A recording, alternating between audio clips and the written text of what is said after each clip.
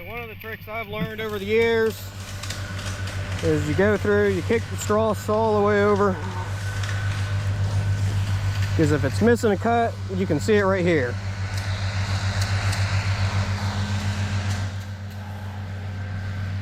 Try to look for edges, kind of a nice straight cut. That one's not bad. This is a good example of what we're looking for as far as good sharp knives, not really tearing. I think Jacob's having a little bit of fun now, especially because on disc binds themselves, when you switch from a hay bind to a disc bind, it really doesn't matter on what you pick as far as your speed, because a lot of times that goes off of the base of the equipment itself as far as what it can handle itself versus on how fast that sickle bar can cut. That's 1,000 PTO on that. So overall revolutions versus his hay bind, he's looking at almost double to triple. And that clacking noise is just the small tolerance it has, where it's shaving a little bit of the knife off. With one of the impellers, it's just the paint.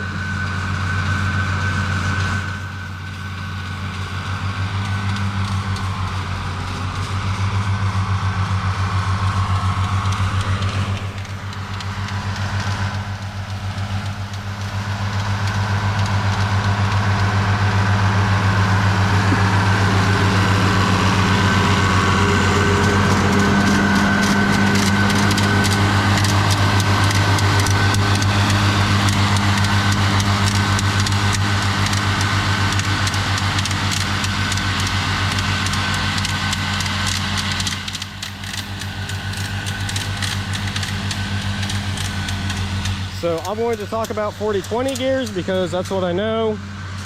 So normally when you're doing a hay bind, you're traveling in about 3rd gear. For this, you're traveling in about 5th now, and that's about double your speed.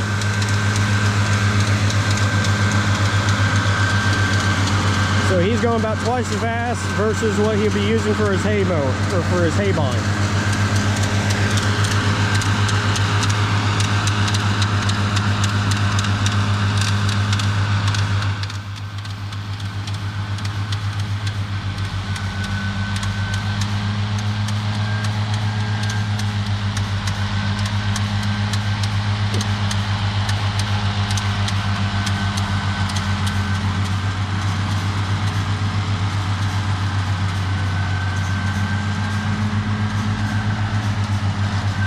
Sometimes having a little bit bigger equipment is extremely nice, just in case of this scenario here.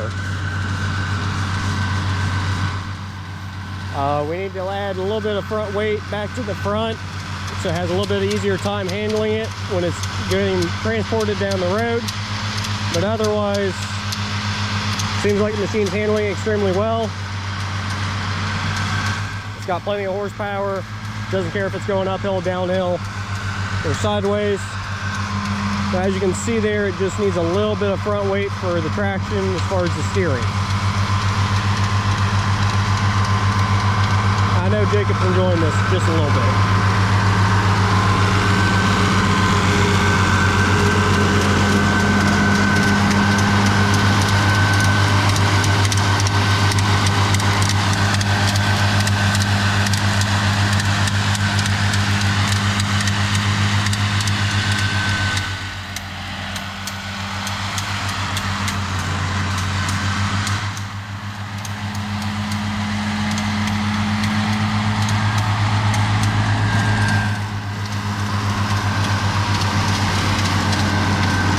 Other nice things about disc binds is you're coming back into it, into your swath. It doesn't care. Versus your hay binds, if you grab enough of this loose hay that you've already cut, it will clog up your cutter, and then you have to get off and get all of it off. Because it's blocking the cutter, it won't go through, won't feed through. Disc bind doesn't care. So once he starts making his approach again, it's a little bit easier. even though if he's not fully setting it back down, making that cut across the back of the field, his overall speed itself will take care of it, and he'll be fine on his cut.